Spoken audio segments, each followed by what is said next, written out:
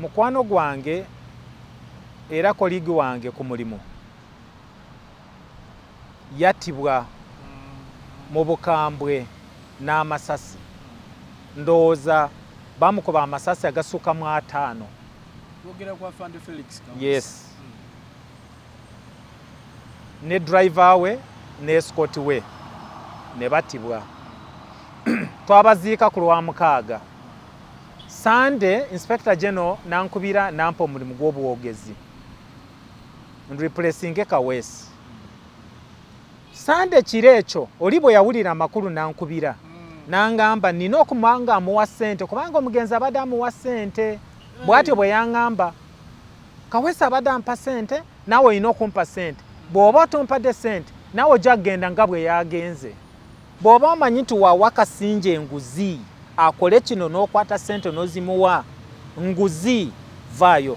Njagala abantu banzijjukire ng'omuntu yakolera abantu nga talya nguzi. Njagala bannayuganda banzijjukire nga ofisa wa poliisi eyava mu kyalo amaka omwana ge yasomera ng'asomera ku Tadooba. Atusaba omulungi tukwaniriza nnyo webale kubanga otwegaseeko nate olunaku olwaleero. Nate tuze okubanga tuwayamu nga bwe twalagaana nti tujja kujjanga n'abantu ab'enjawulo tugende mu maaso n'okubanga tuwayamu nga twogeraganya ku nsonga ez'enjawulo nga bwe ziba zitambula mu ggwanga lyattu Uganda. Si ekyo kyokka naye n'okwongera okumanya abantu baffe. Ekituufu tubalabye mu bifo eby'enjawulo nga bakola naye tetubamanyi obuvo n'obuddo okutwaliza wamu. So kinkola bulungi olunaku olwaleero mu programu yaffe eno neegatiddwako Afande ASAN Kasingyye gwe tugenda okuba nga tuwayamu naye. Mumumanyiko bingi nnyo nkimanyi buli lwe twogera ku linnya eryo naddala mu field ya poliisi oba mu poliisi okutwaliza wamu. So waali tugenda mu bantu wayamu naye tulabe bitambula bitya okutwaliza wamu. Nsanyusa okulaba Afande. Kale mukwana Jackson. Mbuuliza ku bannayuganda abo batulaba essaawa eno. Abatulaba essaawa eno mbalamusizza sibye mutyano bassebo ne banyabo mwebale gyonna gye mutuusizaako engalo olwaleero. Nsanyuse nnyo okubeera wano. Weewaawo tweyanziza Afande. In fact gwe mulundi gwange ogusoose okubeerako naawe kyewuunyisa nti ne mu field nyinza oba mazeemu emyaka ndi mu 2 ne gwe mulundi gwange ogusoose okubeera naawe ku seeti. Kirungi nnyo okujja wano ku seeti eno. Weewaawo emirimu kitambula bitya Afande? Emirimu okimanyi nti nagikomekereza kati nagiwummula ndi mu retirement. Olwaleero ennaku 3 ziri 3 olwaleero. Maze emyezi 3. Owezeze emyezi 3. Olunaku lwaleero. Esebo. Ng'oretirinze. Nga police officer. Esebo. Weewaawo. Ndi wasanyu okubeera naawe olunaku olwaleero Afande. Njagala okwongera okumanya obulamu bwo kubanga nkimanyi njagala tutandikireeyo tujja kutuukayo mu mirimu gy'okoze okutwaliza wamu. Naye nga nkimanyi nti munnayuganda oyo atulaba kati essaawa eno yandyagadde okwongera okumanya Afande ASAN Kasingyye yaani. By the way abamu bakuyita na Hassan. No. Abamu tebakozesa balowooza we Hassan. Era abamu bayinza okwebuuza musajja musiraamu si musiraamu. Naye omuntu ng'ayagadde okumanya gwani okutwaliza wamu. Okay, amanya gange yenze ASAN Kasingyye. Nazaalibwa ennaku 23 omwezi ogwokusatu 1964. Kati ndi musajja mukulu nnyo nina emyaka 58. Si mukulu nnyo. Nazaalibwa ku kyalo kye bayita Kibingo kati eri mu Shema district. Naye ebiseera ebyo Kibingo yali mu Bushenyi district. Kiyinza okuba nti ebiseera bye nazaalibwamu ebyo twali mu Mbarara district. Ng'ekyali wamu. Ekyali wamu. Nejja nefuuka Bushenyi kati ye Shema district. Era kwenzaalwa kwennyini ku kyalo ekyo era nga tuliraanye kati district headquarters eza Shema. ya abazadde bange Mr. John Kairukabi and Mrs. Robina Komupiira Kairukabi bagenze kati nedda. Yes, bafa mwaka gwa 1992. Nzalibwa na bannange abalala tuli fena twali 14 awamu naye abamu batugendako mama ne taata 14 naye kati batugendako ndowooza tulinga 10 oba 10. Yes. Yeah. So oyo ye mwami Asan Kasingyye wetwogerako mu kiseera kino nga bwe muwulidde retirement gyalimu kati anyumirwa retirement.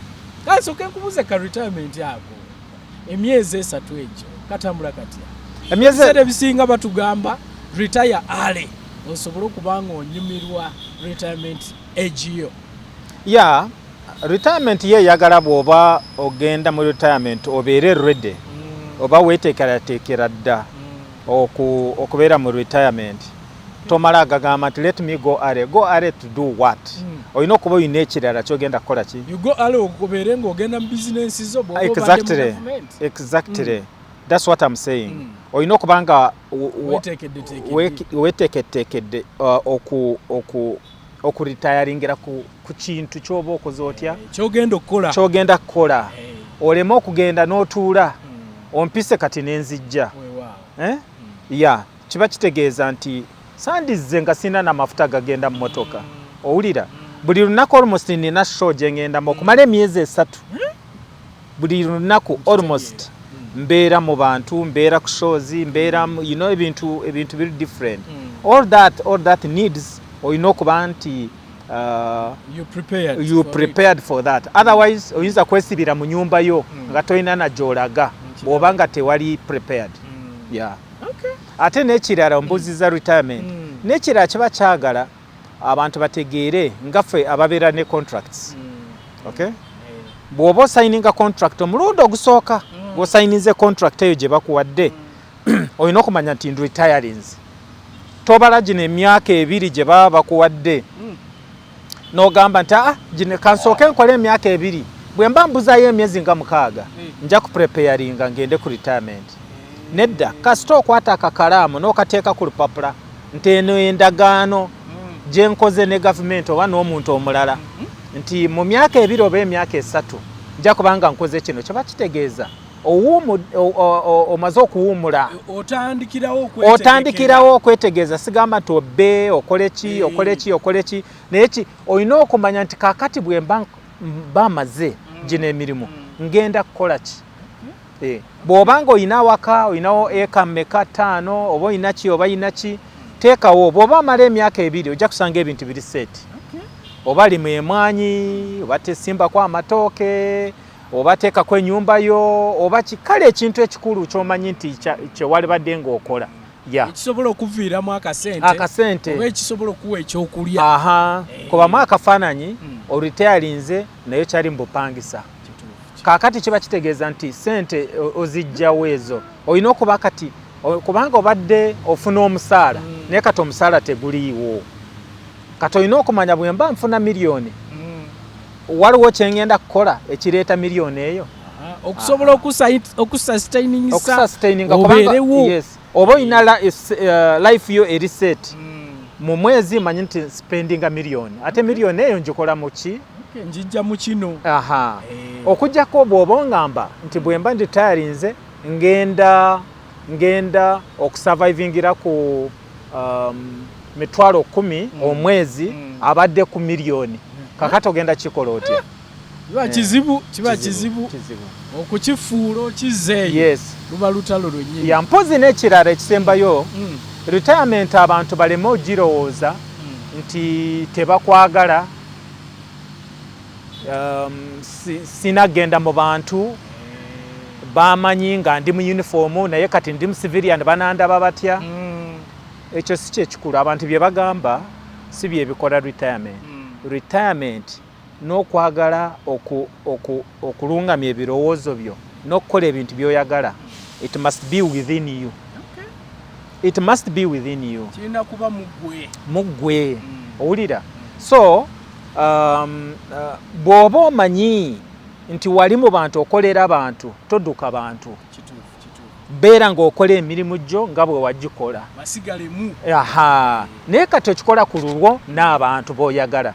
Ebintu bye nakolanga nga ndi mu office saabikola lwakuba nti gwe mulimu gwange naye lwakuba nti nali ngwagala. Yes, nali ngwagala. Kale bw'oba oyagala ekintu era osigala ng'okola ki? Ng'okikola. Weewaawo tujja kwongerayokko eddaawo ku nsonga ya retirement eyo twongere okugitunuulira. Naye njagala kuddayo okwongera okutunuulira gye nvuddewo okutwaliza wamu. Kubanga otubulidde gy'osibuka bamaama taata okutwaliza wamu. Naye omuntu ayinza okubuuza n'agamba nti osoma ki? Okuendinga apunga oli wa poliisi. Osoma ki? Kiki wasoma? Nagenda e Makerere 1986 nensoma Bachelor of Arts Social Sciences. Amasomo ge namaliriza nago yali political science ne economics. Yeah.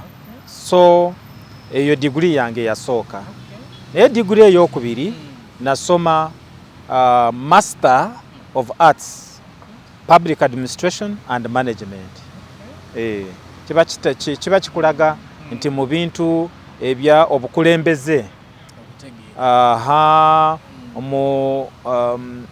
mu emirimu gye tukola mu public life. Okay? Nga si mulimu gwa muntu nga sekinoomu naye emirimu gye tukolera abantu eya gavumenti kiba kitegeezaawo ndi mukugu. Yes, mbeera mukugu. Omanyi ogenze n'oyogera bwe nkubuuziza okusoma oyogedde we wajoyiningira university. Yes. Ne mu byafaayo byo waliwo wendabanga ogamba n'ogamba nti okwambala engatto wayambala engatto ng'ogenze mu senior 1. Yes. Okutwaliza wamu. Yes. Ale life ye eri etya mu kusoma kwo? Ale life yange okusoma kwange ndowooza kwatandika 1970. Awe natandikira primary 1 katugambe yali nga church school. Okay? Naye byonna biri mu ssomero. Kati ebiseera ebyo tewaliwo kindergarten. Tewaliwo baby class oba biki ebya nasale eyo teyaliwo. Aha, twaja netandikira mu P1. P1 eyo twatulanga mu line 3. Waliwo line esooka ye yali P1C. Waliwo line eyokubiri yali P1B. Line esembayo yali P1A. Mu class emu P1. Naye nga muli mu line. Wali mutuula abo abatuula mu maaso eyo P1C. Abaddako eyo P1B. Abasembayo ye P1C.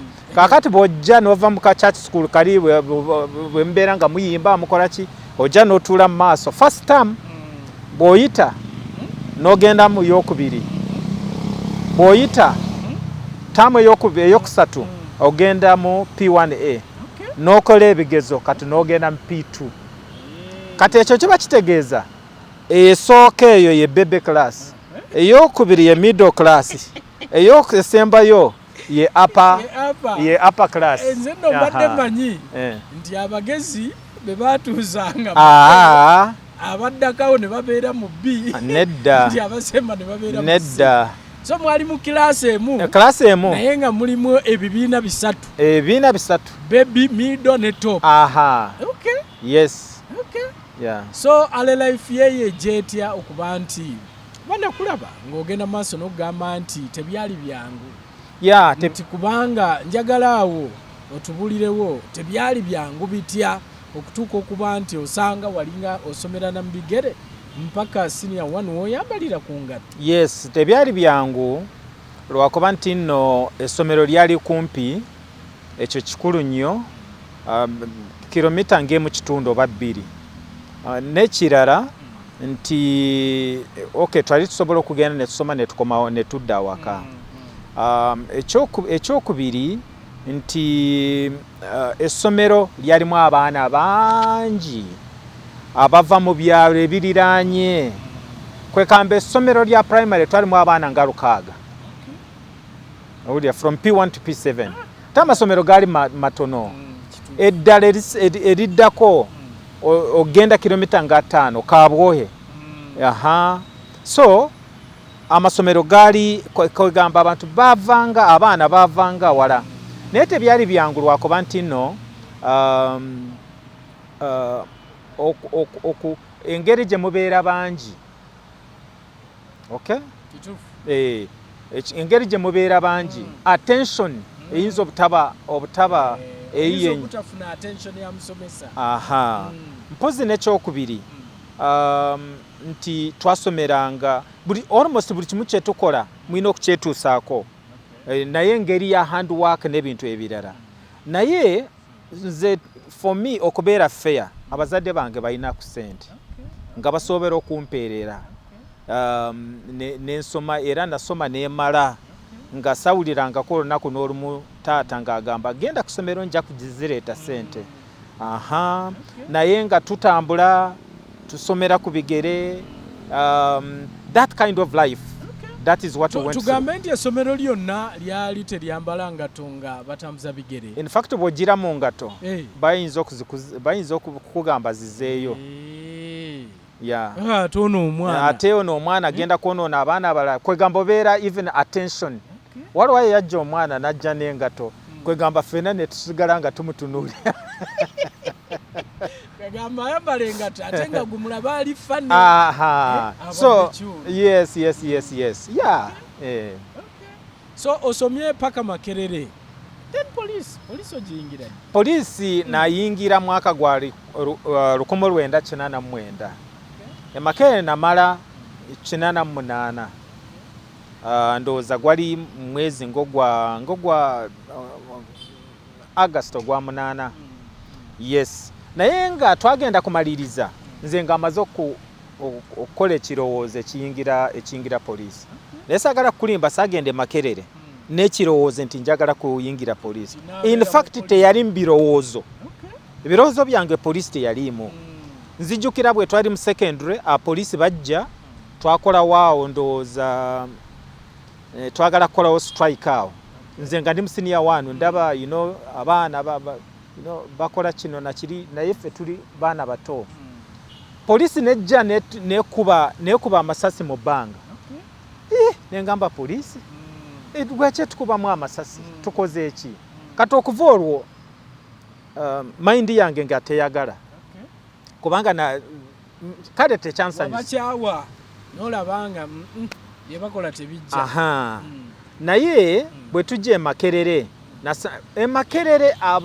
abayizi babeera ne negative attitude ku poliisi era omuntu takulimba nti waliwo ekiseera e Makerere bwe babeera nga baagala poliisi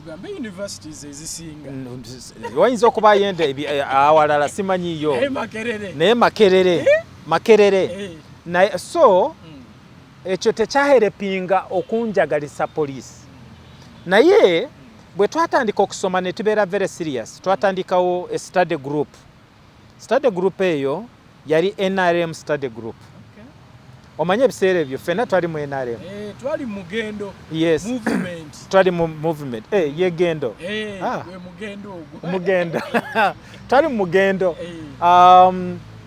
kale twafunanga abantu abajja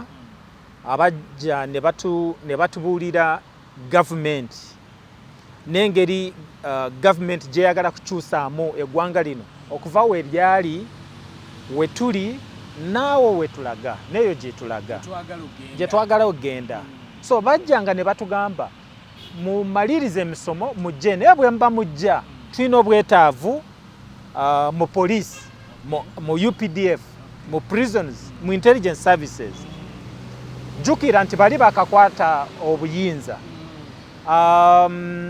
ndowooza abapoliisi abamu badduka abamu babagoba 96 ndowooza poliisi yalina 1,800 oba 1,900 ogw'abapoliisi naye bagenda okumaliriza omwaka nga basigadde 13. So yes, amaje gajja ku gundi ge gali gakuuma n'ekibuga kino ka poliisi basigalamu batono, poliisi nga teriiwo kati bali recruitinga mu poliisi. Kale no ne bamanya nti balina okubeera nabo officer. Kati group eyasooka after 1986 ye group eyava Makerere eya 87. Group endala yali 88. Kati nze group yange yali ya 3 ya 89. Kakati awo we batandikira okutusikiriza okujja okuyingira poliisi. Nanga we natandikira okumanya nti yes, bwe tubanga twagala okudeveloping eggwanga lyaffe, ffe abasomye tulina degrees, tugende tukolere ebitongole bino ng'ekitongole kino ekya poliisi. Tusobole eggwanga lyaffe lisobole okukola ki? Lisobole okutambula. Kubanga batugambanga bakazoola General Tafiire, General Kale, Manya Mushega, Ruzindana, bali bangi bajjanga ne batugamba nti Uganda bw'eba erina okudevelopinga kati tutandikire ku security. Abantu bwe bafuna sense of security, ne bafuna emirembe, ne bakola ki kati awo ebirala bisobola okukola ki? Twagala mujje mubeere mu bitongole ebyo. Era nange bwenti bwe natandika okulowooza. Omanyi kyewuunyisa okuba nti omuntu asomye afunye ne degree ayingidde either amaje, poliisi oba prisons. Edda tekyalingawo ng'era owulira omwana wange tayinza kusoma n'agenda eyo. Lwaki ekifaananyi kino bayithawo ate kiri nnyo mu Central Region okutwaliza wamu? Lwaki ekifaananyi kino kiri nnyo mu bantu? N'essaawa eno abaana okugjako ennaku zino bagenze basuumuka babitegedde. Neera bangi agamba sisobola kusoma n'ennyingira maje oba poliisi. Sebo ekifaananyi ekyo era kyali nnyo mu Central Region kikyalimu. Naye nga kiri historical. You must understand the political history of Uganda. Okumanya lwaki kyali bwe kityo. Kankuwe just briefly. Colonialism oba obutwale bw'Abangereza. Abangereza tebajja wano lwakuba nti batwagala. Bajja wano omanyi bali batuuse ku Industrial Revolution nga baagala raw materials, ebirime byaffe, ebintu ebiri wansi eno wansi w'ettaka wano wetulaba, minerals n'ebirala bali babyagala babitwale mu industries zaabwe ne factories zaabwe e Bungereza, e Brussels, Paris, Rome n'ebibuga ebirala. So bwe bajja wano ne batuuka wano mu Uganda era bali baagala tulime pamba, amajaani, emwanyi, ebikajjo n'ebintu bwe bityo. Kati abantu beebuuza lwaki nima pamba. Lwaki nima pamba yaki? Nga tebakyagala. Tebalina kye bamanyi. Naye bano babyagala. Kakati balina okufuna abantu ab'enforcinga kulaba nti abantu balima. So bawandiika abantu mu poliisi. Okay? Kyova olaba poliisi ey'ebiseera ebyo abantu babajjanga mu bitundu ebirala. To tell you the truth, era sikweka oba ki, abapoliisi abasinga b'emyaka gyonna mpozi okutuuka mu 8 either bali bava mu east oba bava mu north oba bava mu northwest, babaleete wano because this area was a production area. Now these other areas zenjogeddeko, these were labor areas like Jenva, labor reserve areas. Kigezi, Ankole, these were labor reserve areas. Batata baffe bakoleranga eno bali bakozesebwa kakati waliwo ebitundu ebirala nga Karamoja. These were cattle reserve or animal reserve areas. Okay, so tukoze tutya okulaba nti abantu bakola ki? balima. Ekisooka basasula omusolo, poll tax. Okusasula omusolo olina okuba na sente. Sente ozijjawa? Olina okujja wano olime ebikajjo ofunemu sente. Now labor economy has got. Ekyokubiri, waliwo abalina okwenforcinga poll tax. Tebenforcinga abagenda kulima. Omulimu gwabwe kukwata buli musajja yenna alina emyaka 18 n'okugenda waggulu. Bw'oba tolina bbaluwa ya musolo kiba kizibu, musango. So abantu ba wano bwe balaba bajjanga kwenforcinga omusolo tebakyagaliza abaana baabwe mbu nabo bagende bakole omulimu ogwo, omulimu gw'obuserukale. Era n'omuserukale ndowooza simanyi omanyi gye kiva. So asikali omuserukale bamuyita muserukale. Oba bali bategeeza musirukale simanyi musirikale. So nga tebaagala abaana baabwe bakole ki? babigendemu. Kale mentality eyo ndowooza n'okutuusa nakati mentality eyo genda mu magye ogenda mu poliisi kubanga balowooza omulimu ogwo gwali gw'abantu balala bo tebaali kukola ebyo. Kale kibabeera kizibu. Naffe bwe tuba tuwandiika oba poliisi bwe beewandiika eyinza okugenda ku MPG baagala abantu 100 abantu ne bajja nga 30. Naye n'abo abagenzeeyo okwewandiisa bavudde ate awalala endala era ne basooka ne beesoggawa MPG. Okay? Ogenda kwesanga oyina half. So ekyo ne kibanga kyekyakifuula okuba nti abantu baffe bangi baali tebaagala kubiyingira. Yensonga lwaki twalaba era bannayuganda abamu bawulira bagamba abasoga bangi mu poliisi, abateeso bangi mu poliisi, naye tekikyaliwo. Naye kati tekikyaliwo lwakuba nti kati naye kati kye bakola bawa poliisi kyekola ewa kota nti bwe tugenda Embalala twagala abantu bwe bati, bwe tugenda e Fort Portal twagala bwe bati, bwe tugenda eggulu twagala bwe bati. Kati wabeerawo kota system. Kale nno kyova olaba nti now there is balance. Kankubuulire waliwo one time abantu bawandiika nti poliisi yonna ejjudde westerners. Kale nga bawandiika sijui ba DPC sijui biki sijui bava mu west. Ekitali kituufu, tekyali kituufu. Ono eyawandiika ye yali interested in some names. Kakati bw'asanga nti DPC wa katugambe wekatwe ate yesemakulawo tawandiika. Owulira naye yawandiika anoonya Kasinje, anoonya Tulyaguma nawe, anoonya sijuyani, anoonya Mugisha. Waliwo munange omuserikale bamuyita Byaruhanga. Byaruhanga yali personal assistant wa Inspector General omu. Naye Byaruhanga oyo yali mukyoli. Kakati wano parliament waliwo eyagenda natebolinga on floor of the house natebolinga list eyaba poliisi ba westerners naye namuteekamu. Kati omu MP namugamba oyo mukyoli nagamba nedda ate yali apresentinga mukyoli sagala kwanukula amanya. Nagamba tugenda ku interviewinga era ne bamuleeta ne bamutwala mu office yaabwe. Nasanga nti mukyoli. Kale ebyamanya abantu ndowooza babiveeko nnyo.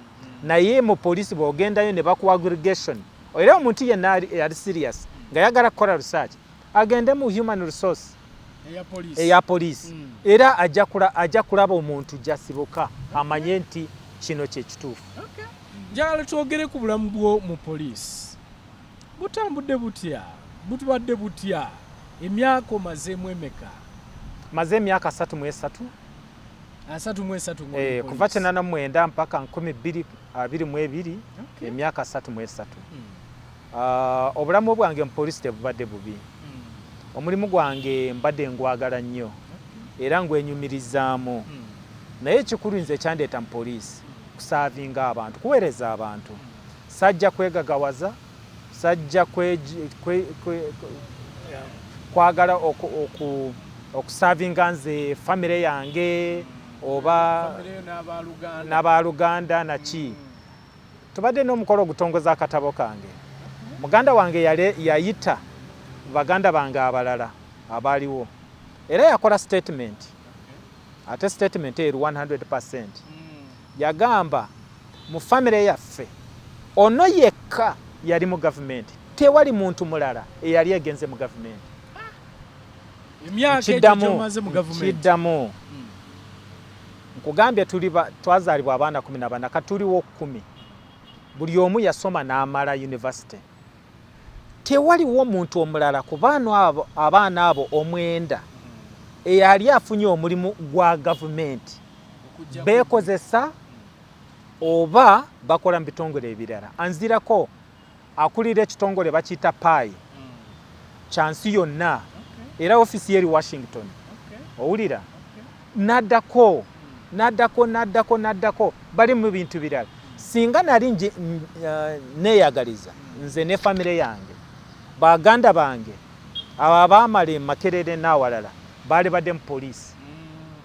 Njagala mpulirize. Wali badde obateekamu. Nina abaana 2. Muwala wange yamala Makerere law. Naye she's employing herself. Teyagaana kugenda mu poliisi, yali ayagala namugamba katunoonya awalala. Era kino kituufu. Omuntu ayinza kungamba lwaki tewali omwagaliza kukola ki. Naye njagala kulaga abantu nti ffe abamu tetwayingira poliisi lwakuba twagala okwejalabya, twagala okweyagaliza, twagala famire yaffe, twagala ki. Nedda, nze nayingira poliisi olw'okuba nti nali njagala okusavinga omuntu wa bulijjo. So life yange mu poliisi tebadde mbi. Nkoze nga bwe nsobola. Nakola nnyo mu community policing. Policing eyo bagikuteekako nnyo. Ng'ogitandikawo? Nze ntandika ofiisi eyo twali tutuula wano mu parliament wano. 94 mabegaawe ku kizimbe ekyo kikwennyini mu parliamentary buildings. 4th floor ne 5th floor ne 6th floor yali police. So natandika enkola ya community policing 94 nga tugitandika na British Council international ndoza yali bali bagiyita DFID, Department for International Development. Yali eyamba poliisi okugezaako okuprofessionalizinga poliisi. Kaakati bwe bajja ne bagamba mwagala okuba n'abantu. Poliisi erina okukyusa ekifaananyi kyayo. Poliisi erina okukolera abantu. Naye okikola ekyo muteeka okuba n'enkola ennuŋŋamu eya community policing. Be baakireeta ffe nga tetukimanyi. Kale ne baleeta ofiisi omu wa Metropolitan yali Bernard Brown n'ajja n'atandika. Kati kwe kutandika okunoonya anaasobola okutendekebwa bano bwe baddayo mu mwaka gumu kitundu yasobola okukola ki? Asobola okusigala. Bwe ntyo bwe bantoola bwe bandondamu ne bandeeta. So gw'otandika? Nze ntandika community policing. Ekoze etya okutwalizawo mu kubanga bannayuganda tusuubira nti okwo kwe kutabagana wakati wa poliisi naffe omuntu wa bulijjo. Naye bw'oba otunuulidde image ya poliisi, bannayuganda gye bagirinako balowooza nti poliisi etulugunya, poliisi ekwata bubi abantu, poliisi eri enguzi. Ebintu ebyo byonna babyogerako abantu baffe abali eno. Gwe community policing eyo olabanga erina omuzinzi gwe yateekawo era egulina naye sigamba nti tutuuse we tulina okubeera, we twadyetaaze okubeera. We twatandikiraawo, by the way, okay, you can say the relationship was not as bad as ngenda kuexplaining. Naye bwe twagenda mu 90s 2000 awo ndowooza okuva 2001 era relationship eyo nefuukira ddala mbi. Naye community policing erina kikulu kyekoze kubanga abantu bali tebamanyi na anything about police, tamanyi na bond kyetegeeza, kati bajogerako lwakuba nti bagimanyi. Kati ekyo kyolaba abantu boogera ku ebitali bituufu kivudde omukumanya ekituufu. Tosobola kwogera ku ekintu nti kikyamu bw'oba tomanyi obutuufu bwakyo. Olina okuba nga okimanyi. Tekitegeeza nti before tebyaliwo ebyo byoyogeddeko byaliwo. Naye nze ne bannange twakola omulimu munene nnyo okulaba nti tusomesa abantu amateeka agakwata ku poliisi. Twakola nnyo okulaba nti tusomesa abantu poliisi byekola nabye tulina emirimu gya poliisi okutwaliza wamu.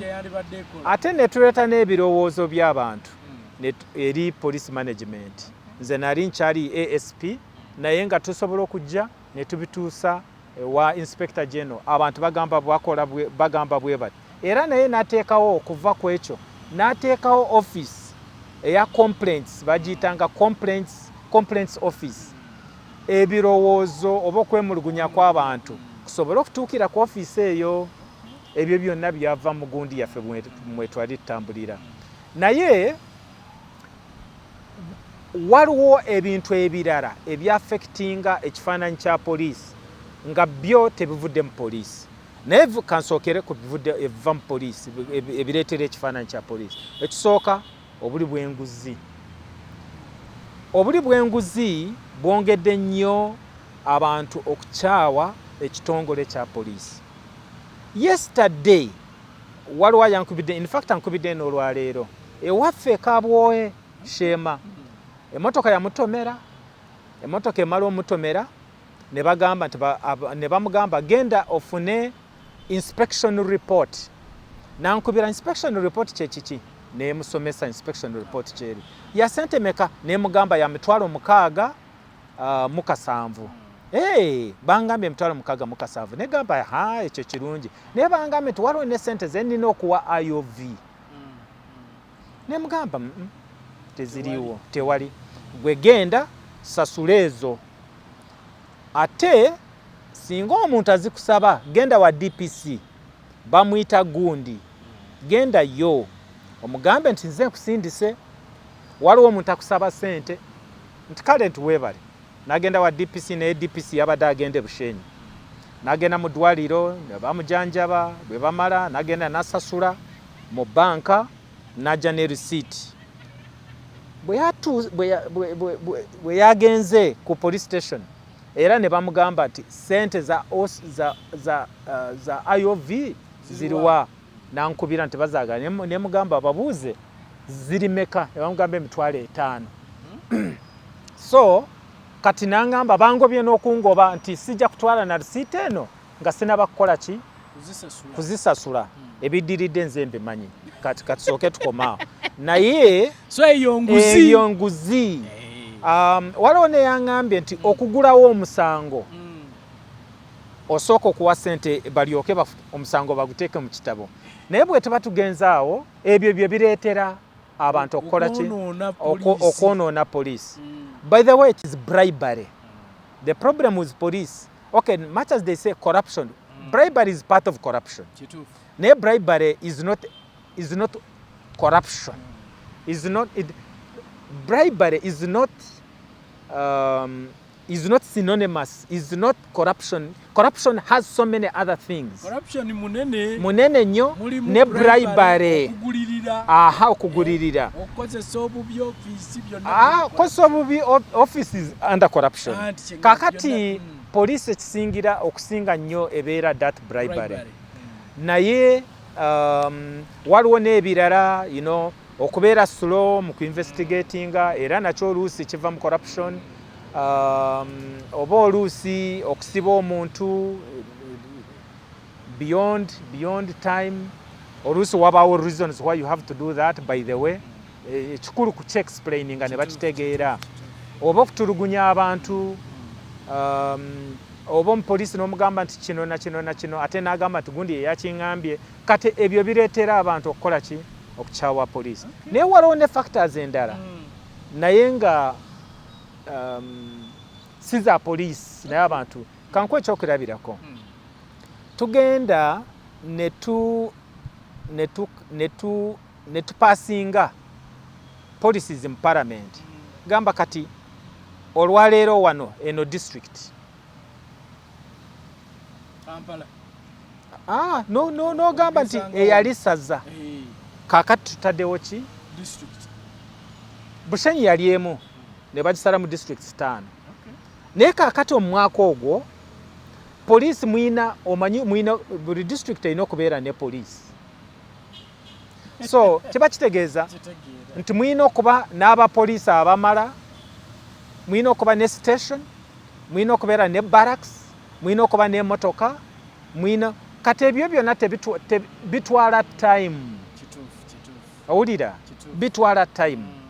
Oyinza kwesanga nti mu district oba waliwo police post eriko omupoliisi ogwo omu oba yes omuntu omu. Yes. Kakati poliisi bw'eba ebaliira egamba twetaaga abapoliisi 800 naye kati poliisi 500 yeetaaga abasirikale abalala 300. Naye ikonomi ya Uganda tesobola kutendeka abapoliisi 300. Mwino okikola mpola.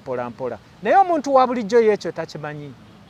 Bw'oba oli somewhere n'okuba essimu oyagala omupoliisi adduke mangu ajje ku scene of crime. Naye addusa atya?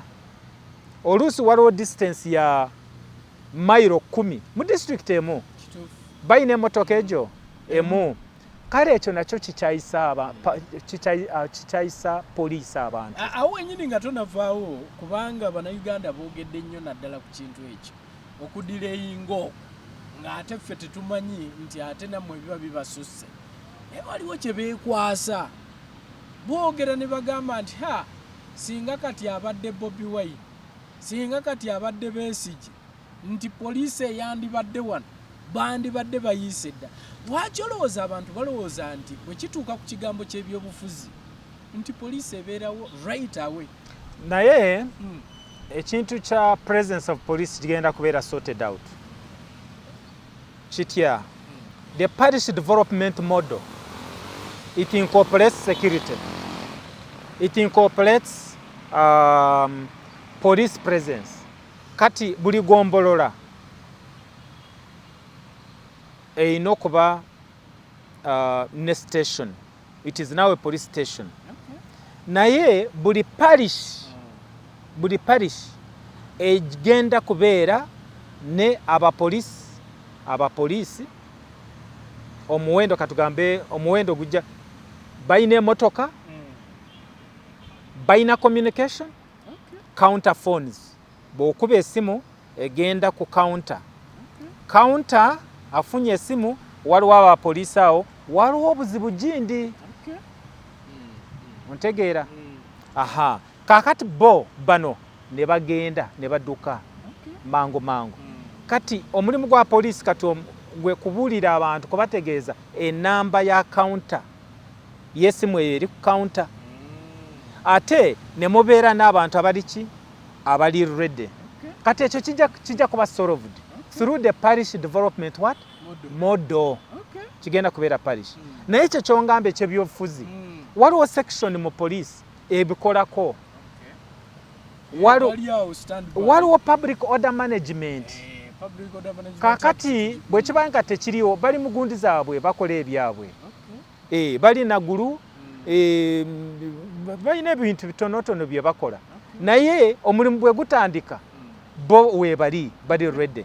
Abantu balema okugamba nti kubanga BOBIWINE oba gundi agenze wano apoliisi ne bagendayo nti kiba kitegeeza nti aba general duty ababadde mu police post ababadde wa be bagenzeeyo nedda bo basigala ku mirimu gyabwe so tekitataganya emirimu gya general duty staff okukola omulimu gwabwe no kyebabadde boogera nti wo mwanguwa nti ate walala mulwa ekitegeera ekyo ngambye nti bw'obeera erwengo Kiseka sub county oyina police post oba oli awo erikwaba era ngimanyi gye njogerako waliwo police post eyo tesusa abapoliisi bataano naye tojja kukwata bano abakola ku bya public order management obajjewo obatwale eri mbu kubanga afande kategerekese wanze mbadde manyi nti muyoola buyoozi mwenna mugende ku kino ekiba nedda so balimu emitendera nti bano bagenda kuno bano bagenda kikyo kyosinga okwenyumiriza mu poliisi kyowangaddemu emyaka 33 miramba ndowooza nze kyensinze okwenyumiriza mu mulimu gwa poliisi nti olaba abantu betukolera bategeera nnyo era kankubuulira amazima newankubadde nti waliwo abantu bagamba nti n'abantu baagala poliisi kubanga bw'oba alina kyokola oyagala okikole nga waliwo emirembe ebyo ne bijja lwakuba nti ono alina kyakoze anyiize oba akoze ati so nze kyenyumiriza mu mulimu gwange ogwa poliisi kwe kulaba nti mugenda ne mwogera n'abantu ne bababuulira ebizibu byabwe namwe ne mbawa solutions oba ne mba promisinga solutions abantu bw'oba okoze bw'otyo kikuleetera obuganzi mu bantu abantu bakwagala owulira bakuwa information omulimu guno ngwenyumirizaamu lwakuba nti nno people are open, they will tell you if they like you, they will tell you they will like you, they challenge you to work harder. Owulira kyenjogera? Yeah. So for me ekyo kiri very important. Ekyokubiri omuntu yenna aina ideological awareness, aina ideological grounding, ebigere byo biri grounded in ideology. Nomanya nti nkolera ggwanga lyange Uganda, nomanya nti nkolera Bannayuganda, nomanya nti nina okurespectinga values za Uganda, nina okurespectinga values z'abantu, nina okurespectinga rights z'abantu. Owulira? Nomanya nti omulimu gwenkola gwe guleeta tourists wano mu Uganda, omulimu gwenkola gwe guimprovinga economy. Omuntu bw'abeera mu kyalo alimye emwanyi ze kwekongola kunoga emwanyi n'anoga emwanyi ze n'azitunda n'ajjamu esente n'asasulira abaana. Bw'abeera n'ente ye agisibye wali n'ajja oba n'essula wano ku makya n'agisangawo, alina amatooke ge oba vanira we emukono tali azze okugitwala, kiba kikulaakulanya Uganda, economy y'eggwanga. Naye ekyo kiva ku ki? Olina okubeera na ideology, olina okubeera ideologically astute. Olina okumanya nti where I was nga nyingira police siwo wendi. Ekyo kiva ku development of the economy. Kati ekyo kindaga nti nina kintu kyenkoze, waliwo ennati nange gyensibye kubya enyingiza y'eggwanga oba obutebenkevu bw'eggwanga. Lwaki towulira neweenyumiriza ku mulimu gw'okola? For me ekyo nja genda nakyo, manye nti I did this and I will continue doing it until I am no more, until when I die. Whatever I will go to and I touch, oba ne bangamba genda okole kino oba nange nengenda nenkola ebyange, nja kusigala nga amanyi nti Uganda erina okuba better buli mwaka gwe tugendamu. naye ekibuuzo kiri nti waliwo abantu abalala b'osuubira nti bagenda kukola Uganda better weebali bwe baba weebali gwe nga tobaliimu bakusinga ki? So naawe kola kyolina okukola okumanya nti Uganda erina okukola ki? Erina okugenda mu maaso. Neenyumiriza mu mulimu guno kubanga manyi nti myaka 33 gye nkoledde eggwanga lino I have contributed to the political and economic development of this country. Trouble mulungi tukyali ffenna tukyagenda maaso n'okubanga tuwayamu tulina afande ASAN Kasingye bwe tuli naye nga ebya poliisi bino yabiwummula emyezi atugambye kati giweze 3 olwaleero lwennyini. So ensonga lwaki tuli naye tuwayeemu tulabe mu poliisi muno obulamu bwe bubadde butya basically okutwaliza wamu. Omuntu ayinza okubuuza nagamba nti kiki wejjusa olina kyonna kyogamba nti nejjusa esebo wekiri okukola mu poliisi nejjusa okugenda mu poliisi sejjusa okugenda mu poliisi naye nejjusa nti tetwasobola okumalawo enguzi mu poliisi. Okugenda mu poliisi kyali kituufu n'okuva mu poliisi kituufu kubanga okola n'otuuka ekiseera n'owuumula. Waliwo be nasanga mu poliisi era baawuumula dda. Owulira? N'abo abaliyo bajja kuwuumula. Waliwo be nasangayo bangi.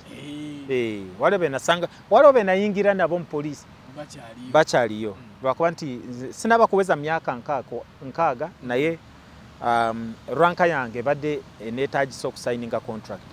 Naye ekintu ky'enguzi tuteekwa okukyandolinga with the seriousness it deserves. Tubadde tukola crusade tugenda mu bantu poliisi banange tembawa nguzi, tugenda mu bapoliisi temulya nguzi, abantu tebalina ssente, abantu si kituufu kola kino mugoberera amateeka mukole nga bwe mulina okukola. Nga tugenda mu ba LCs tugenda mu RDCs banange mutuyambe tufune tumanye baani abakola kino tusobole tuyina okubaitinga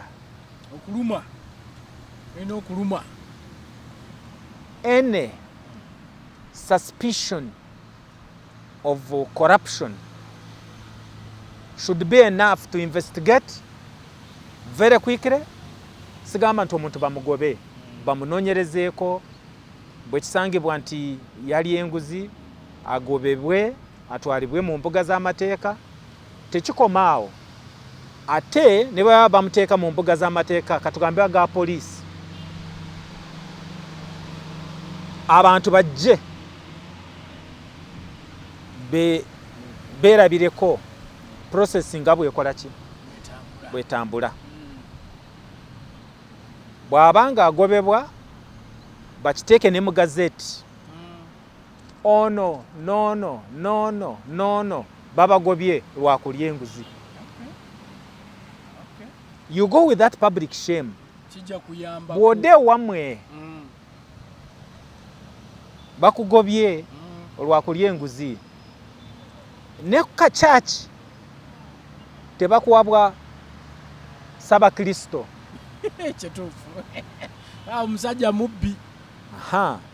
Ne kusomero tebakuwabwa chairman obwombe okuzimba abazimba amasomero. Waliwo kasako oba akabiina k'amata bano abaleeta amata. Waliwo akuuma akabeera mu trading center kati bw'otuuka n'ogamba banange njagala mbeere chairman. Nedda ssebo baakugoba nguzi kati ne bakwaizolatinga na ku kyalo n'osigala weeka oli bwoti. So we don't only need to name ate ne tugamba kitongole kibeera mu bantu tufune abo abali enguzi tubateeke mu mbuga z'amateeka babasalire emisango bagobebwe tubateeke mu gazeti efaananyi byabwe tubiteekewo omuntu amanye nti gundi yali enguzi tubeere that robust n'atanabagirya ajja kutya ajja kumanya nti this is not business as usual. Afande oyagala tugamba nti gwe obadde mu poliisi muno tolidde ku nguzi kubanga abantu balowooza nti buli omu yenna ali mu poliisi ali enguzi ate mmwe ababadde mu bifo ebinene balowooza nti abatrafiki bano abali ku kkubo balina be basolooleza abakola ku misango nti balina be balowooleza abamu bwe balowooza bwe bati maze ebbanga simanyi oba emyaka ng'emeka myaka nga 10 nga ngenda ku media mu radio TV ngenda meetings ngenda buli district yonna mbadde ntambula ntalaga eggwanga lino simanyi wawe situuse naye nga mbuuza abantu waliwo amanyi nti yampa enguzi tanalabika era nakati nkyoga bw'oba omanyi nti wawa Kasinje enguzi akole kino n'okwata ssente n'ozimuwa nguzi vaayo ekyo kimu. Ekyokubiri singa nali njagala ssente nti ssente kyekyali kikulu nnyo mu poliisi salibadde na mu community policing. Jjukira ebiseera ebyo we twatandikira okukola nga baagala nnyo young officers bagende mu traffic bagende mu CID oba bagende mu ki sikolangako mu traffic. Bwe mba njagala enguzi nga amanye engeri gye abantu gye bawa enguzi on the road and whatever era wali ojja kuwulira mu gundi yange life yange mu police nali OC traffic e Katwe nali OC traffic e Tororo nali OC traffic e Mbalala oba nali mu CID wano oba nali mu CID eri ebiseera ebyo police yali prosecutinga mu courts. Kasinje yali prosecutor wasigama nti ba prosecutor bonna bali enguzi naye nkulaga nti awali badde ssente nze siyo gye nagenda nze nga ngenda mu by'okusomesa abantu ogamba nti oteeka omusomo n'oguteeka erubaga abantu ne bajja n'ogamba nti buli omu ampe 15 mbasomesezza ekiriyo ompise wano ntadde emmotoka nga amafuta ga 15 okuva Ntebe wano waliwo wengenda kusayininga.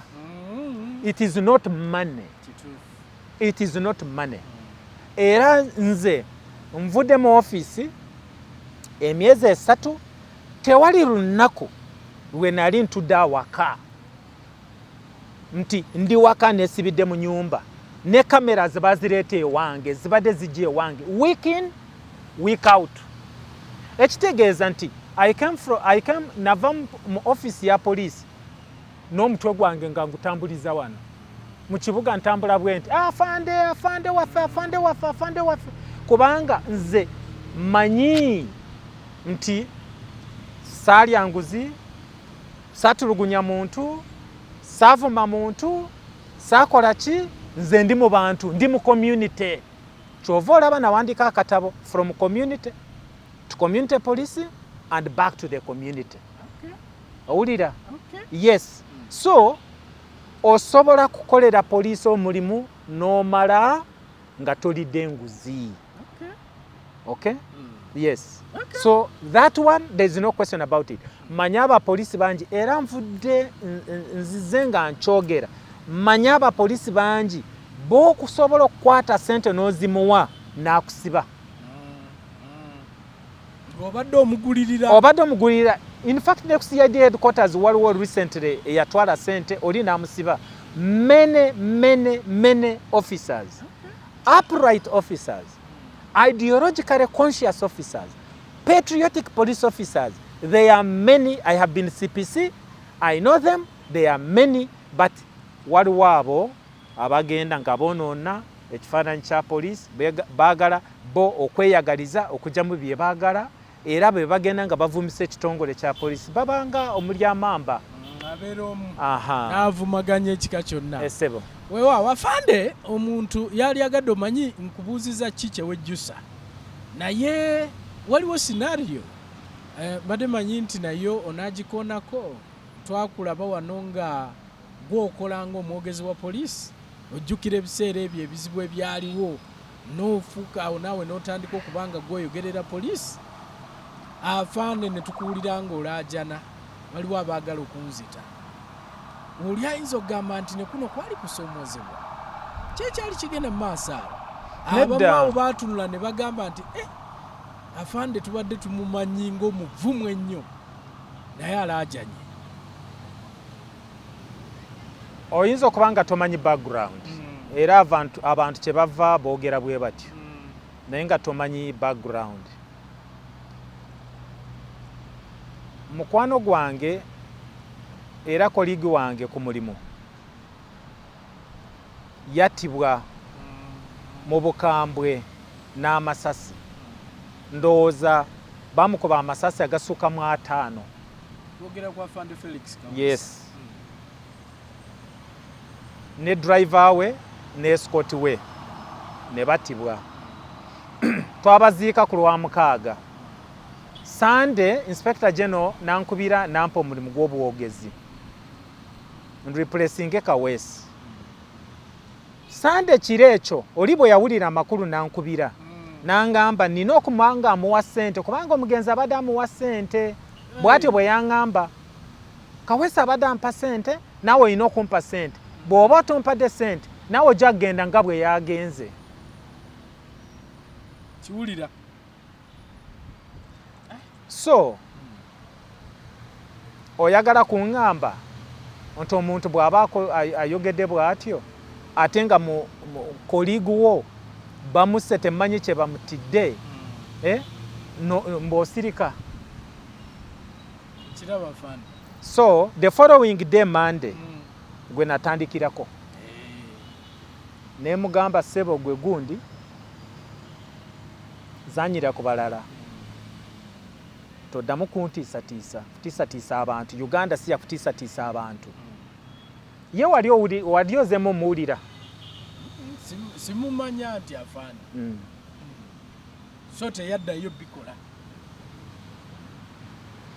Kyemanyi nakati ndooba ayinza okuba nga akyansabira kubanga yagamba ajja ndowooza nsabira nfuna obulamu naye that was not it is like bw'oba olina omuntu oba muganda wo oba mukazi wo oba ki nattibwa mu bukambwe, omuntu enkya nakukubira essimu nakugamba nti naawe ojja kufa, oyagala kuŋŋamba nti osigala nga ebintu nga bitambula nga bwe birina okutambula? Nedda, tekisoboka. Ono naye nsuubira yandibadde mukomera kati naye. Eyo sitone endala. Biwanvu okutwaliza wamu. Naye osobola okugula akatabo kange n'osoma kubanga mwekiri. Nakyoze? Yes. Katono nnyo twogere katabo ako kalimu ki besigala okutwaliza wamu? Kabulamu bwange. Nakalabye wakalonkinze. Kalimu ki besigala? Lwaki teweegulira kope? Osanga bwe nafuna akasente njagula. Kamitwale 5. Njagula nga nfunye akasente nkasanga wa. Akatabo kali mu bookshops wano Uganda bookshop we kali wano kwali stock wano mu Garden City mwe kali book point ebugolobya ku mall we kali tukalina mu kujumia sobola okugenda ku simu yo n'ogenda ku Jumia era ne bakavuga ne bakakuleetera. Yes. Mpaayo 2 oba 3 ebikulu ebirimu ennyo. No, akatabo kakwata ku bulamu bwange. Bulamu bwo bwonna. Nazaalibwa wanga bombuuza. Ebyo ebiri mu katabo kano. Okay. Yes, afande njagala omanyi sinza kwogera ku bulamu bwo ne tugenda bugenzi nga tetwogeddeeko ku family, at least wagambye olina abaana. Neera n'otubuulira omu yamala n'obwa looya bulamba. N'omukyala simuwulidde ng'ate ninawe nakulaba n'ofukamira nga weebaza mukyala wo okubeererawo. Kiki ekiri emabega wa kino? Ekiri emabega wa kino nze maze emyaka gye maze mu community policing, chief political commissar, okujjako emyaka 7 gye namala mu Interpol. Naye emirimu egyo nze mbadde supervising office ekwata ku maka. So ensonga eziri mu maka nzimanyi bulungi. So nze nebaza mukyala wange olw'okuba nti tumaze gino emyaka tuli wamu, emyaka 30 tuli wamu, era nensobola yansanga nga nkola, yansanga nga nakamala emyaka 2. Ngoyingidde police. Nyingidde police. Police njimazeemu emyaka 33. Okay. Fe tugenda kumala emyaka 3 mu bufumbo. Yansanga maze emyaka 2. Nti nkoze omulimu gwange nengumaliriza nga unsupportinga ye muntu asooka okunsupportinga.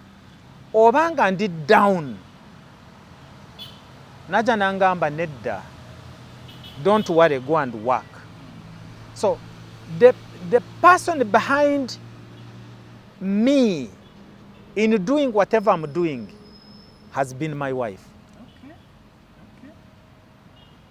Akubereddewo. Ambereddewo. Nze namala n'emyaka egiwerako, omwana nava mu P1 n'atuuka mu senior 4. Oba n'ogenda eno omulundi gumu mulaba nga you are always around the country.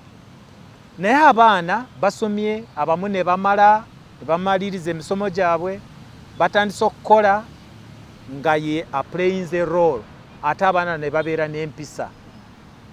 Bw'oba toyebaziza oyo oba weebazaani.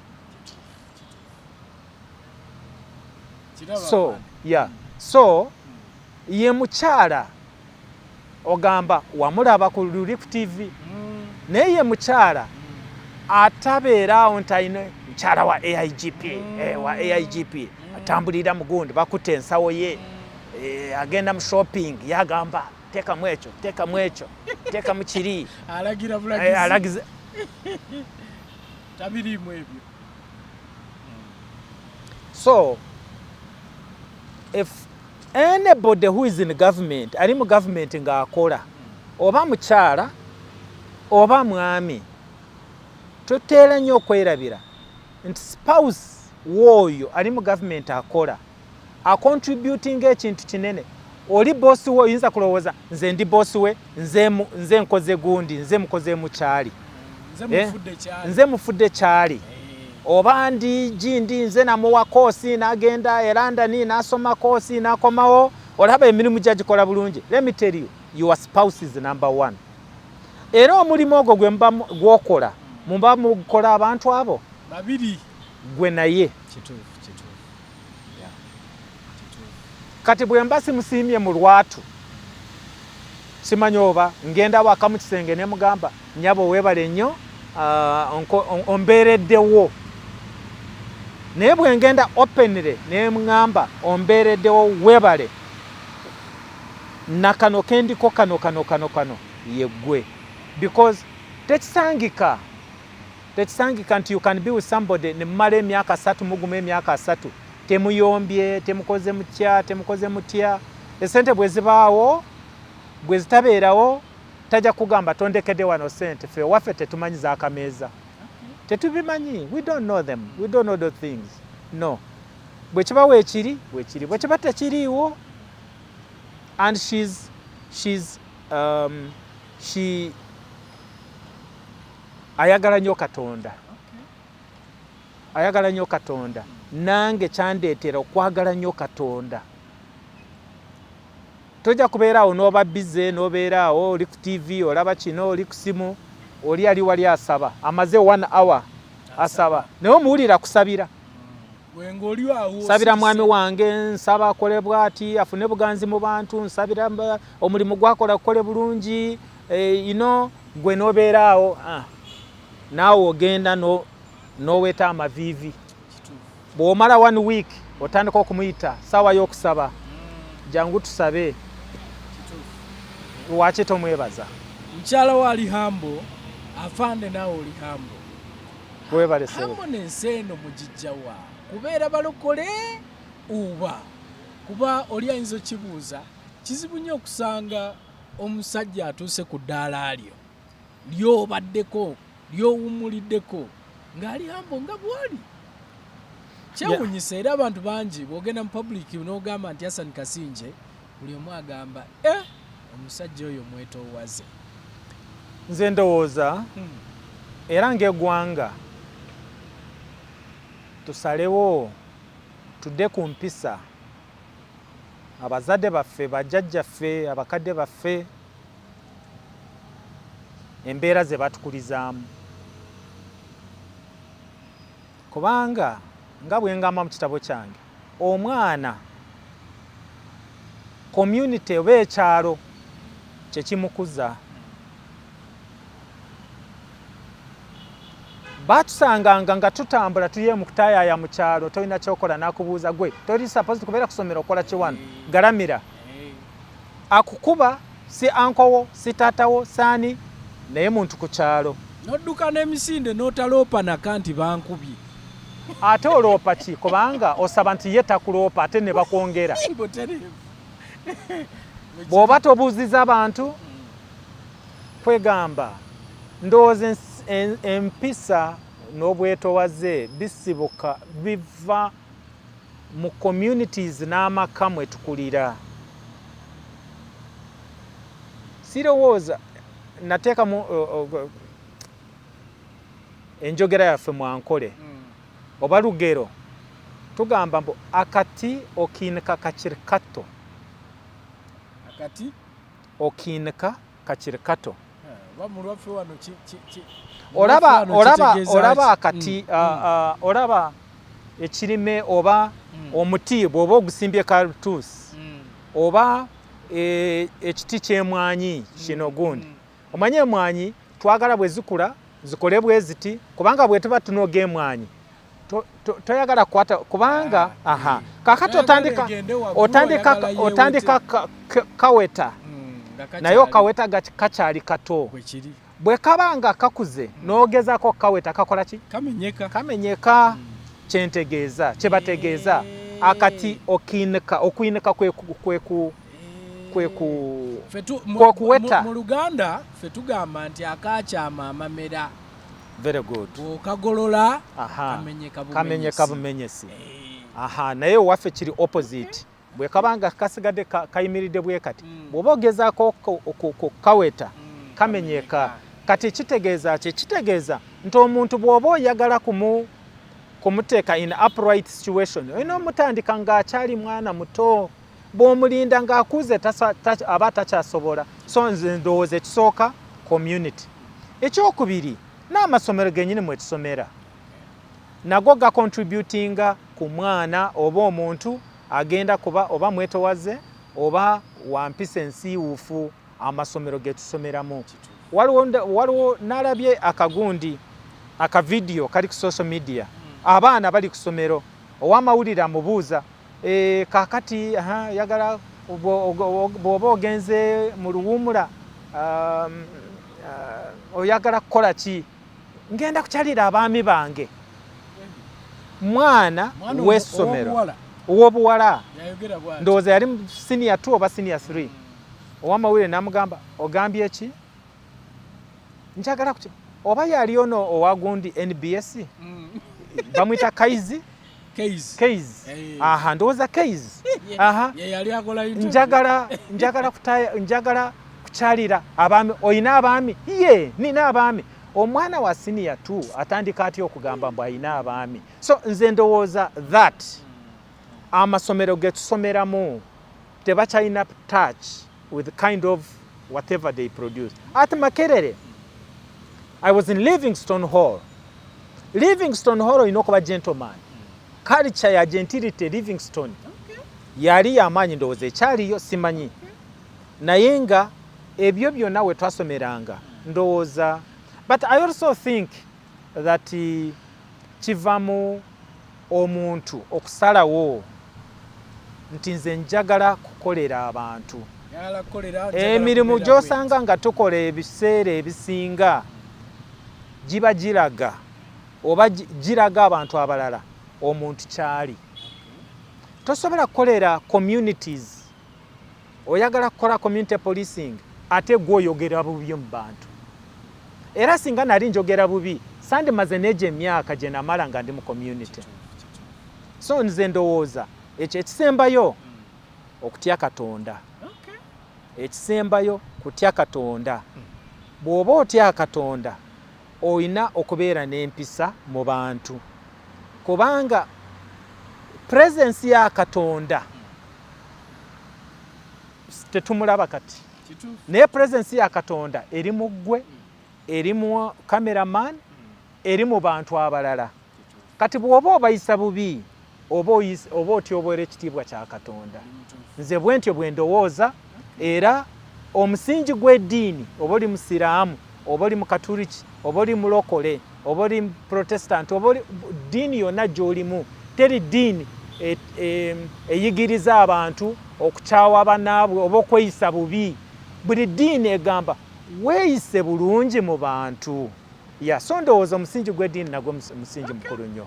Akanasembayo afande nga tumaliriza, bannayuganda oyagala bakujjukire batya?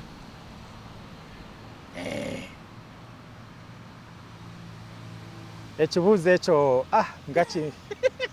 nga si kyangu. Afande kyangu. Njagala bannayuganda banzijjukire nga ofisa wa poliisi eyava mu kyalo avudde mu maka aga buli muntu gayitamu mu kyalo.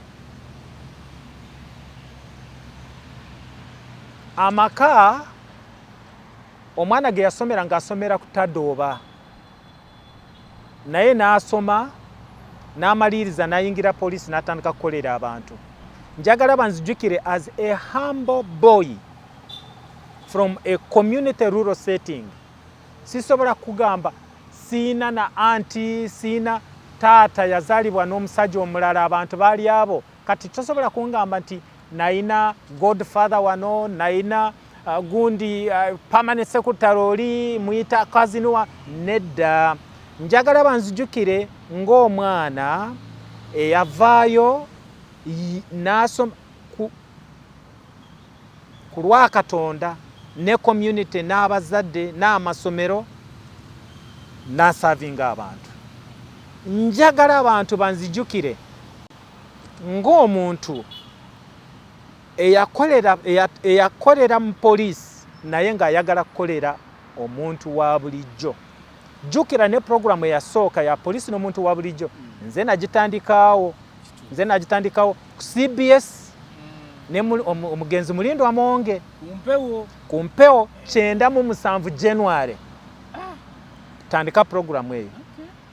Njagala abantu banzijjukire ng'omuntu yakolera abantu nga talya nguzi, era saagala nkyogerebwa kuba nti nkyogedde naye nga abantu bakimanyi. Njagala banzijjukire nti I was an officer eyali ayagala omulimu gwe ennyo ennyo ennyo, ne uniform nga sigijjaamu. Kituufu. Abantu batandise kundaba mu kifaananyi kirala bwe bandaba mu ngoye zino bagamba yii. Era abantu bastruggolinga nnyo okufuna ebifaananyi byange online nga ndi mu civilian. Ebifaananyi byange byonna ebisinga nali mu uniform. Njagala abantu banzijjukire nga officer eyayagala omulimu gwe ennyo, ne ku Saturday ne Sunday n'ayambala uniform okujjako akajozi ka Arsenal. Njagala abantu banzijjukire ng'omuntu eyali ayagala pan-Africanism, kubanga bwe nakolera mu Interpol, the child of pan-Africanism gye nasoma e Makerere ne mu political education school natandika ogikola nga ngikolera mu region, nga nze nungamya Uganda n'amawanga agaliraanye aga IAPCO ne mu Interpol. The spirit of pan-Africanism nali njagala, era nze nali ngenda nnyo Rwanda, Kenya, Tanzania, South Sudan nga ntambula nnyo okulaba nti tewaliwo bumenyi bw'amateeka mu region eno. Njagala abantu banzijjukire bwe bati. Njagala banzijjukire nali mu bantu mu bulungi n'obubi. omupoliisi waffe bw'abanga akubye omuntu essasi nina okugenda nenkubagiza ab'eŋŋanda ab'emikwano nembeerayo bali banzitira eri Myanzi Kasanda ojjukira waliwo n'akavidiyo abantu ke batambuzanga nga bankuba amayinja abakola ki naye nagendayo Ajimani wa nengendayo njaga oba abantu bali mu ddwaliro oba batuusibwako ebisago ngendayo nensigala ne ku families zaabwe nakati bakyankubira amasimu abamu sebo bw'agenda tetulaba buyambi naye nze nagendayo nensasulira n'abaana baabwe school fees nga nzija mu nsawo yange nze Kasinje gw'olaba sikyogera lwakuba wano waliwo kamera era abamu bandaba bali mu sitting rooms zaabwe n'abalwadde baabwe abaafuna ebisago naye ng'abaana nze mbasasulira fees nze Kasinje gw'olaba nga omuntu bw'aba alina obwetaavu oba alina ki naye nga nsobola sisobola kubanga nvuga emmotoka nensanga accident nenjirekawo bwe kiba kyetaagisa bakozese emmotoka eyange bagitwale nze nsigalewo nja kuyita emmotoka endala nali mpita wano nentuuka wali nensanga omukazi ng'azaala wano maaso va ku National Theatre ku prisons headquarters waliwo ekizimbe oba social security oba social security something waliwo omukyala yali azalirawo ku gundi on the street era namupikingawo nemutwala mu ddwaliro n'omwana we bamutuuma Kasinje era kankubira buli wiiki jjajja njagala banzijjukire nga omuntu eyali asobola kututuusaako kiki ekiri mu police all the time kyenva nagulawo n'omukutu gwa Twitter abantu nsobole okubeera nabo nempuliriza kye bagamba naye njagala bamanye nti nze sirimba ndi very honest man. I try to be very honest with you. Era bw'oba okolagana nange I give you my open heart. Era naawe manyi nti you have an open heart. So siina wano ate emabega nga nina ekirala. Owulira? So njagala banzijukire ng'omuntu oyo mu bubi n'obulungi. Nze nafunako ne COVID-19. N'olwala? Nafunako COVID-19. Nengenda mu ddwaliro naye abantu balowooza mu nnimba. Lwakuba twali tugenda mu campaign. Okay? Naye nga I want to tell you, nali nsobola kubeera mu nyumba yange nenzigalawo ennyumba nensigala nga sina COVID ng'abantu abala. Naye nasigala nga nkolera abantu. So I want to be remembered for that. I want to be remembered lastly as somebody who loved his country so much. Nga Uganda nze nakati olaba, you know, I love my country. I don't want to put on this, but wherever I go, I want to show my country is Uganda. Flag otambula nayo. I love my country. Era singa ffenna twagala eggwanga lyaffe. Singa tulyagala eggwanga lyaffe lyalibadde somewhere. Tweyanzisa gatwebo mulungi yafande Hassan Kasinje. Wetwogedde naye mu program yaffe eno lungamya. Oza kulungamiza bulungi. Afande, kakikolekera bana Uganda aba batulaba. Kewandyagadde okubalekera. Obasibule. By the way, bw'oba omanyi nti nakye nakola nga si kirungi, oba waliwo kye naragajalira ekintu okikola, oba ne takikola mu bwangu, oba nenjogera bubi gy'oli, oba wali onsuubira kukola kye ndi supposed okukola ne sikikola, nange ndi muntu, maliriza emirimu gyange, njagala otwale time in your heart. Nsonyiwe. Oba omanyi tiwaliwo ekintu kyonna Kasinje kye yankola. Oba oli mu police, oba oli outside the police. Kubanga nze nali nkola emirimu mingi, mu police nali pirato. Nali pirato. Kubanga nali chairman wa the highest court in police.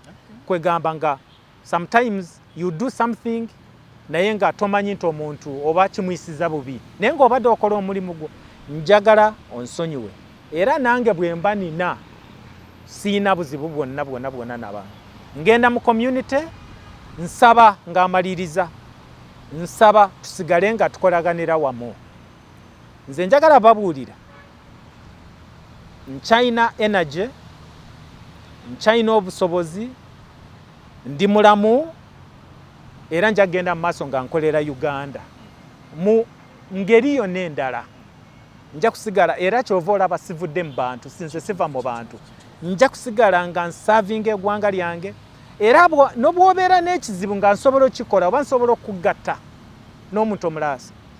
I don't need somebody's money, but you have a problem, go to the police. If you want to be assisted in how to do something, police manyi engeri gyekolamu nsobola okutuusa ku muntu asobola okuyamba. So tusigale nga tuli omu twagala eggwanga lyaffe kintu kikulu nnyo. Osobola kubeera mu bibiina by'olimu DP, NRM, UPC, we are one people. Tusigale nga twagala eggwanga lyaffe newankubadde nti tukkiriza mu bintu eby'enjawulo era abapoliisi naamwe mbalekera obubaka.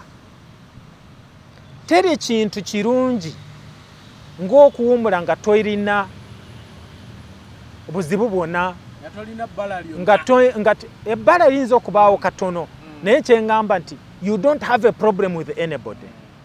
Njagala mwetwale bulungi tusigale nga tugenda mu maaso nga bwe tubadde tukola twetwala bulungi.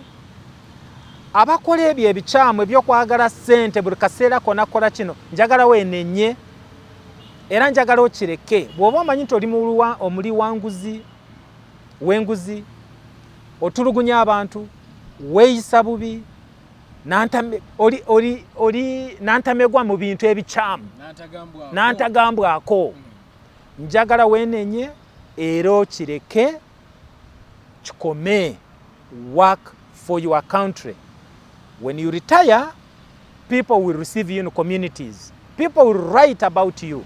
You will leave your legacy etched on the wall of fame of those officers who served their country diligently. There is no more retirement benefit for you other than